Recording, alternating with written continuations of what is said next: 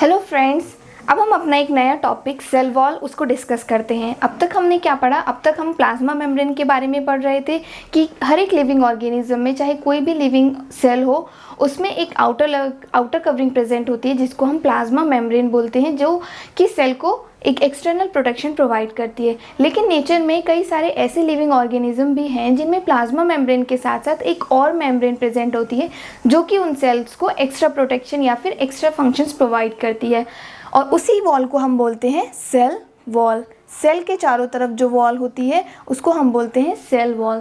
Cell wall जो है वो प्लाज्मा मेम्ब्रेन के बाहर प्रेजेंट होती है। तो इन ऑर्गेनिजम्स में प्लाज्मा मेम्ब्रेन तो होती ही है, लेकिन उसके साथ साथ एक अलग से मेम्ब्रेन भी प्रेजेंट होती है, सेल वॉल, जो कि प्लाज्मा मेम्ब्रेन के बाहर प्रेजेंट होती है। तो हम देखते हैं कि कौन से वो ऑर्गेनिज्म है, लिविंग ऑर्गेनिज्म, जिसमें सेल वॉल प्रेजेंट होती है। तो नेचर में मेनली जो है वो फंजाई और प्लांट सेल्स में सेल वॉल जो है वो प्रेजेंट होती है। जितनी भी प्लांट सेल्स हैं उन सब में सेल वॉल होगी, और जितनी भी फंजाई हैं, फंजाई की सेल्स होती हैं, उनमें भी सेल वॉल प्रेजेंट होती है।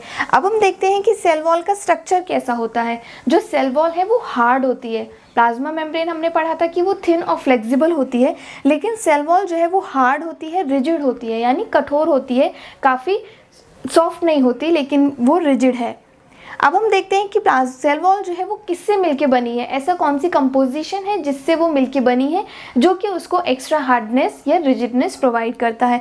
तो सेल वॉल जो है वो फंजाई के केसेस में वो काइटिन की मिलके बनी होती है। काइटिन एक कंपाउंड है, केमिकल कंपाउंड है, जो कि सेल वॉल को हार्ड करता है। और प्लांट के केसेस में जो सेल वॉल है वो सेल्यूलोज से मिलके बनी होती है, जो कि उसको एक्स्ट्रा स्ट्रेंथ जो है वो हार्डनेस प्रोवाइड करती है। अब हम देखते हैं कि सेल वॉल की फंक्शंस क्या क्या होते हैं। यहाँ तक तो हमने देखा कि सेल वॉल हार्ड है, रिजिड है, क्योंकि वो काइटिन से फंजाई के केसेस में या फिर वो सेल्यूलोज प्लांट के केसेस में मिलके बनी है। फंक्शन क्या है, क्यों नेचर ने उसको एक्स्ट्रा प्रोवाइड किया है, क्यों नेचर ने फंजाई और प्लांट सेल में ही एक्स्ट्रा सेल वॉल प्रेजेंट की है, इसके फंक्शंस क्या क्या होते हैं। कि जो सेल वॉल है वो डैमेज से प्रोटेक्ट करती है प्लांट सेल को, और फंजाई सेल को डैमेज होने से बचाती है। क्योंकि सेल वॉल जो है वो हार्ड है। अगर सिर्फ प्लांट सेल में प्लाज्मा मेम्ब्रेन ही होगी तो प्लांट की सेल जो है वो ईजिली जो है वो डैमेज होने के उसमें चांसेस रहते हैं।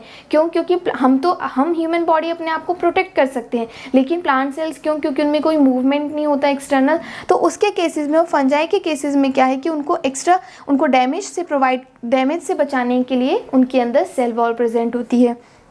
दूसरी चीज़ हम देखते हैं कि सेल वॉल जो है वो उन्हें एक्स्ट्रा स्ट्रेंथ प्रोवाइड करती है। बाहर के एनवायरनमेंट में सर्वाइव करने के लिए, काफ़ी समय तक सर्वाइव करने के लिए वो सेल वॉल जो है वो उनको एक्स्ट्रा स्ट्रेंथ प्रोवाइड करती है। तीसरी चीज़ जो इम्पॉर्टेंट चीज़ है कि प्लांट सेल में या फिर फंजाई में जो सेल वॉल होती है वो उसको हेल्प करती है कि वो काफ़ी डाइल्यूट एक्सटर्नल मीडियम में भी सर्वाइव कर सके। जैसे कि आपने ऑब्जर्व किया होगा कि कई सारे एरियाज़ ऐसे होते हैं, जैसे हेलोफाइल्स एरियाज़ होते हैं, जहाँ पे सॉल्ट की कंसनट्रेशन जो सॉइल है उसमें ज़्यादा प्रेजेंट होती है। तो सपोज़ अगर बाहर जो है वो कंसनट्रेशन ज़्यादा है और सेल की जो कंसंट्रेशन है वो कम है, तो ऑब्वियस है कि जो सेल में जो मूवमेंट है, जो पार्टिकल्स का मूवमेंट है, जो सॉल्वेंट का मूवमेंट है, वो ऑस्मोसिस से अंदर आएगा, और जब सेल के अंदर आएगा तो सेल का जो साइज़ है वो कॉन्टीन्यूसली बढ़ता चला जाएगा। और क्योंकि एनवायरनमेंट तो सॉल्यूट है, काफ़ी सॉल्यूट है, काफ़ी हाइपरटोनिक है, तो उसकी वजह से क्या होगा कि सेल जो है वो कॉन्टीन्यूसली जो है वो बढ़ते जा रही है, और एक टाइम आएगा कि जो सेल है वो बर्स्ट होने के उसके चांसेस होंगे। क्योंकि वो इतना कंटेंट जो है वो झेल नहीं पाएगी। तो उस केस में नेचर ने सेल वॉल प्रेजेंट किया है। तो सेल वॉल क्या करती है कि सेल वॉल उसके चारों तरफ एक हार्ड कवरिंग है, तो सेल का अंदर का मटेरियल बढ़ता तो रहता है, लेकिन सेल वॉल उसको बाहर से और अंदर की तरफ जो है वो कॉन्टीन्यूस प्रेशर जो है वो अप्लाई करती रहती है, और जो सेल है वो बर्स्ट नहीं होती, और वो एक्स्ट्रा जो डाइल्यूट कंडीशन से, डाइल्यूट एनवायरनमेंट से, उसमें भी जो है वो सर्वाइव कर पाती है। नेक्स्ट चीज़ हम देखते हैं, जो सेल वॉल है वो प्लांट सेल की लाइफ स्पेन को इंक्रीज करने में भी मदद करती है। जो प्लांट सेल हैं और फंजाई हैं, अगर उनमें सेल वॉल नहीं होगी तो वो इजीली डैमेज हो जाएंगे, और इजीली डैमेज हो जाएंगे तो वो उनका लाइफ स्पेन जो है, एक सेल कितने समय तक जी पाती है वो भी उनमें कम हो जाएगा। तो इसकी वजह से नेचर ने प्रोवाइड किया है सेल वॉल, जो कि सेल को जो है वो उसके लाइफ स्पेन को, कि वो जो सेल है वो एक एनवायरनमेंट में ज़्यादा समय तक टिक पाए, ज़्यादा समय तक अपने फंक्शंस को परफॉर्म कर पाए, सेल वॉल जो है वो उसमें मदद करती है। जब हम सेल वॉल की बात करते हैं तो सेल वॉल में स्पेशली जो प्लांट सेल्स हैं उनमें एक प्रोसेस ऑब्जर्व होती है जिसको हम बोलते हैं प्लाज्मोलाइसिस। प्लाज्मोलाइसिस क्या होता है? प्लाज्मोलाइसिस जो है वो ऑस्मोसिस ही है, लेकिन जब हम प्लांट सेल की बात करते हैं तो उसी ऑस्मोसिस को हम प्लाज्मोलाइसिस बोलते हैं। प्लाज्मोलाइसिस में क्या होता है कि जब हम एक प्लांट सेल को किसी सॉल्यूशन में रखते हैं तो जो वाटर का जब हम उसको हाइपरटोनिक सॉल्यूशन में रखेंगे तो कॉन्टिन्यूसली वाटर मूवमेंट जो है वो अंदर से बाहर जाएगा। तो जब अंदर से बाहर जाएगा तो जो सेल जो है वो वाटर कॉन्टिन्यूसली लूज़ कर रही है तो सेल जो है वो श्रिंक होते चले जाएगी, सिकुड़ते चले जाएगी और सेल वॉल के अगेंस्ट सिकुड़ेगी। देखो ये सेल वॉल है और ये उसके अंदर की सेल है और सेल के अंदर जो है वो जितना भी उसका कंटेंट है, तो ये जो जितना भी पार्टिकल है, जितना भी फ्लूइड मटेरियल है वो बाहर से वो अंदर से बाहर जा रहा है तो सेल जो है वो कॉन्टिन्यूसली जो है वो श्रिंक होने लगेगी।